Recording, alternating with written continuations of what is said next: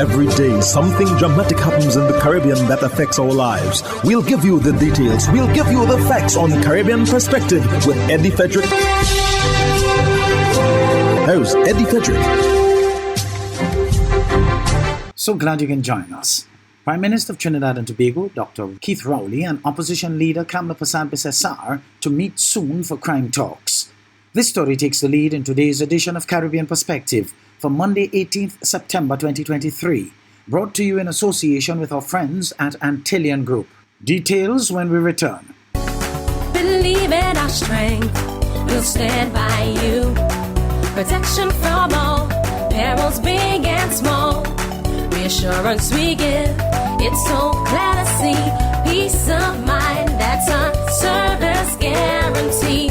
We look after all our family. Yes, we do at every opportunity. Antillian Group, underwriters of all classes of insurance solutions for your protection and investment. Live well financially.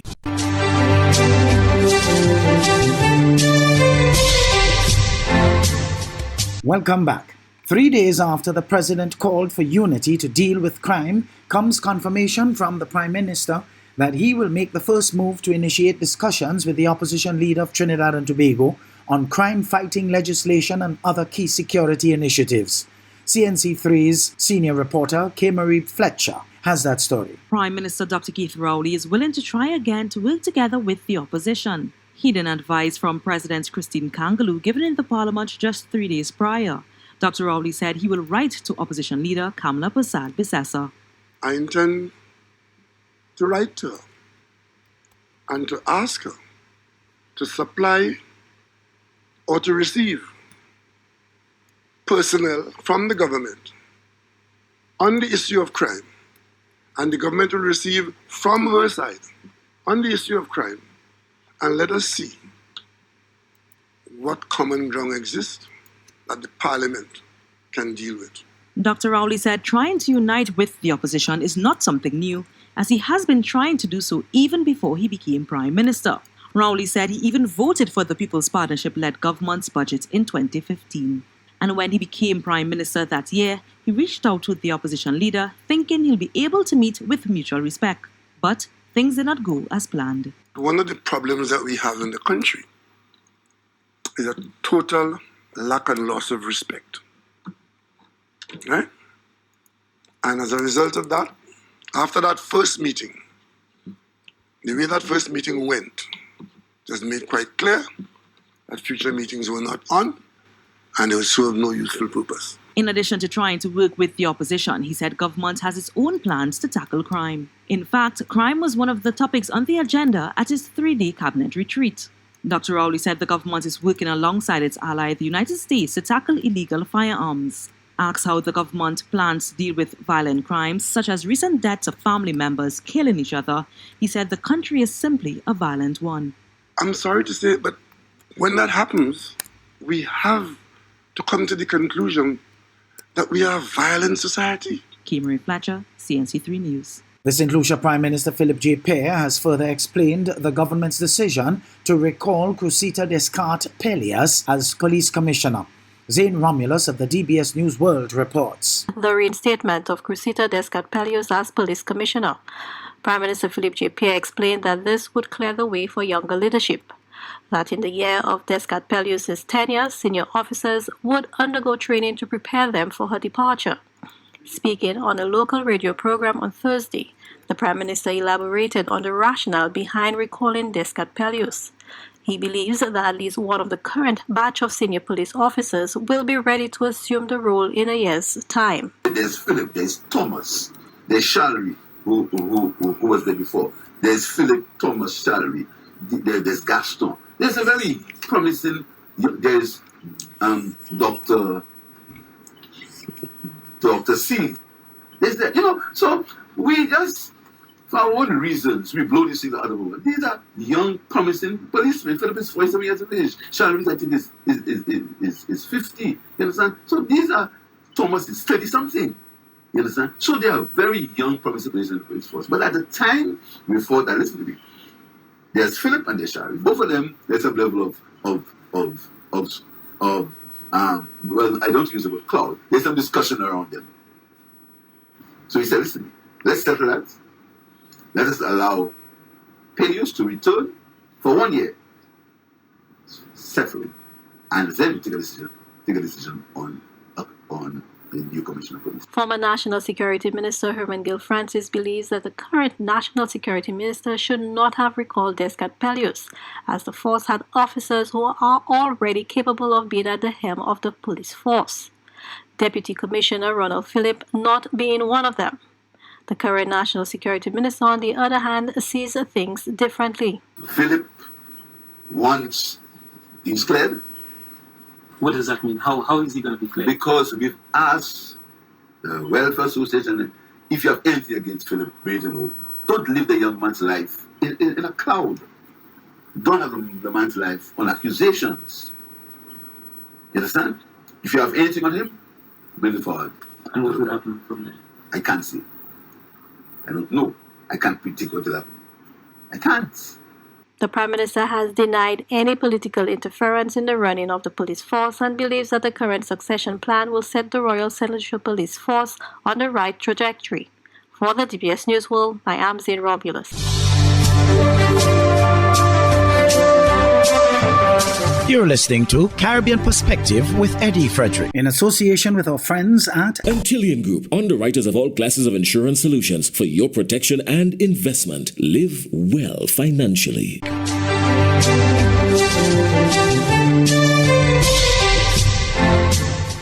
Government Senator Dr. Alison Jarr has added her voice to a growing list of people calling for St. Lucians to learn better conflict resolution skills and for parents to take their roles more seriously. Her comments are in response to what she sees as worrying crime statistics. Jason Darius of the DBS News World filed this report. Government Senator Dr. Alison Jarr is calling for further emphasis on conflict resolution. Jarr's statements are fueled by the surge in violent crimes, particularly homicides. Most concerning, she says, is the prevalence of firearm-related incidents, which have become more common. This year's homicide figures have already surpassed those of 2016, with 62 homicides reported on the island so far in 2023, and could approach or surpass the record set in 2021, when 75 homicides occurred in a single calendar year. Well, it appears that we're a country of people who cannot resolve conflict in an amicable way. I think that's the bottom line. It appears that the only way we seem to be able to resolve conflict is by wiping out each other, and that is really sad, because what you're seeing in the wider world where people are looking at white on black, right here in our country is really black on black. And so I think we have to start from the household and the schools and push a little more of conflict resolution, how to resolve conflict in the home, in the neighborhood, in the communities. That ought to be where we should be going. Dr. Jarr attributes this reality to a decay in the island's social fabric and calls on society to, quote, do better. I mean, there's so many things that's happening. The polarization of a lot of issues in the country. We're now red or yellow. We're now, everybody is opinionated. We can go on Facebook and bully people. Somebody presents an argument, another person comes and counters it in a brutal way. I mean, you see how, there are a lot of derogatory things said about someone when they visibly show the party that they support. So all of these things, I don't know that we have ever been able to address any of these things. The government senator also calls on parents to play a more active role in instilling proper discipline and behavioral traits in children, which should be further emphasized in the education system. For the DBS News World, Jason Darius reporting. Now turning our attention to the latest developments concerning Jamaica's transition to a republic. A representative from civil society and the Public Information Chairman of one of the subcommittees within the Constitutional Reform Committee has revealed that the group is currently deliberating on various important matters. Kimberly Henry of CVM Live has been following the developments. A point of contention since the formation of the Constitutional Reform Committee has been the call for these meetings to be streamed live. Now, the prospect of broadcasting these meetings are at the helm of discussions by the committee. However, the public can now access 13 minutes from the 20 meetings had. The committee, which took a recession in August, has resumed with the State Affairs Subcommittee to assess the type of presidency the country will undertake if it should become a republic. So, will Jamaica have a hybrid presidency module? Chairman of the Public Engagement and Communications Subcommittee, Dr. Nadine Spence, explains this is the idea and the process being undertaken to create a unique model for the country. We are looking at models from across the world, looking at Barbados, looking at Guyana, Trinidad, Mauritius, South Africa. We're comparing political systems, and we're looking at models of presidency, right, or presidential system. Working around the sentiments expressed by Jamaicans at home and in the diaspora during over 50 consultations, the chairman explains a partnership with the Jamaica Information Service, JIS, has begun, along with other means of disseminating information to the public. That a whole suite of interventions have been developed for social media, for free-to-air radio, for television, and, generally JIS is formulating strategies to communicate to the nation on the critical matters related to the reform, crafting a communication and education strategy around the suggestions that are likely to impact the bill. By means of advancing, commenting, or making any political changes, the committee will have to make recommendations to the cabinet so a bill can be brought to the House. Reporting for CBM News, I'm Kimberly Henry. The Bahamas' Minister of Public Utilities and Labour, Pierre Glover Roll, reflects on 2 years since the Davis administration assumed office. More in this ZNS News item. The incoming Minister of Labour and the Public Service, the Honourable Pierre Glover Roll, says in its first 2 years in office, the Davis administration has worked diligently to restore opportunities in healthcare in our public schools, reopen the economy after being stricken with the pandemic, all while racking up historic tourism arrival numbers. During her chit-chat with ZNS News Today, Glover Roll not only reminisced on the historic signing of some 23 labor agreements, but a few other accomplishments she's made in just 2 years. We worked to clear these backlogs, which has been a great success in terms of promotions, reclassifications, confirmations. We are also working to ensure that we bring the public service into the 21st century through digitalization.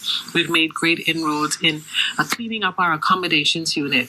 The accommodations unit is the landlord of the government. So we had buildings that were being rented but unoccupied. We cleared those. We have buildings that were not accessible to the differently able. We're now making sure that our buildings are accessible. We have decent work conditions for employees, and where that is a work in progress, we have an inspectorate unit that now is going out and ensuring that the checks and balances are in place.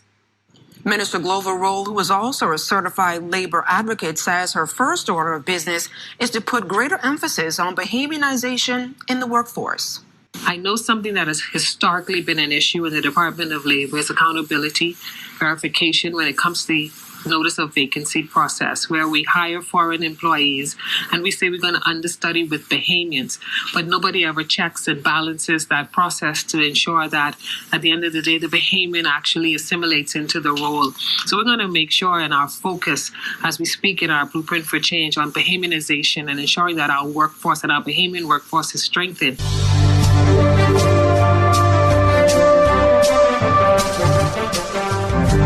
I am Eddie Frederick. This has been Caribbean Perspective, a whole new approach to highlighting developments in the Caribbean. In the meantime, please follow us on Facebook and subscribe to our YouTube channel for daily regional news and more, in association with our friends at Antillian Group. Believe in our strength, we'll stand by you. Protection from all perils, big and small. Reassurance we give, it's so clear to see. Peace of mind, that's our service guarantee. We look after all our family. Yes, we do at every opportunity. Antillian Group, underwriters of all classes of insurance solutions for your protection and investment. Live well financially.